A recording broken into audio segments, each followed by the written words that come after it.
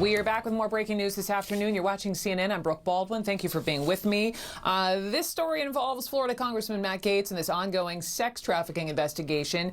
Here's what CNN has learned, that this key associate of the congressman's is likely to strike a plea deal with federal prosecutors as part of this whole investigation. And our CNN senior legal affairs correspondent, Paula Reed, is in Orlando outside the courthouse. And Paula, what are you learning and what might this mean for Matt Gaetz?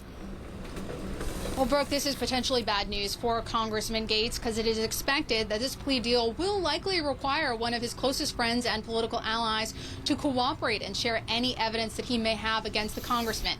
Now, Joel Greenberg's attorney, Fritz Scheller, he just answered dozens of questions from reporters, and he would not confirm that, in fact, this plea deal will require cooperation or if his client is cooperating.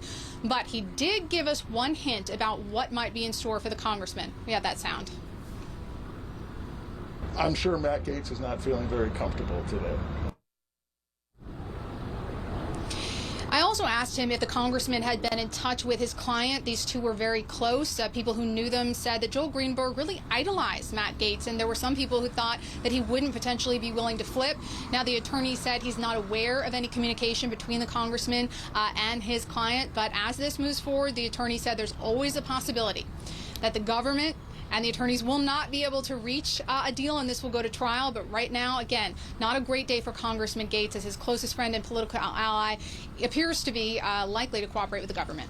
What's the story also, Paula, with, I know there was news that investigators were taking a close look at that trip that Congressman Gaetz has taken to the Bahamas. Tell me more about that. That's right. So this falls under this larger investigation into whether Gaetz and some of his associates were allegedly looking online for women and then trading gifts or money for sex. And one part of this larger probe is looking at whether Congressman Gaetz may have been provided with women or travel in exchange for political favors. That trip to the Bahamas is one instance under scrutiny in this larger sex crimes investigation, looking at whether the congressman and some of his associates may have violated sex trafficking or prostitution laws. Paula Reed, welcome to the CNN family.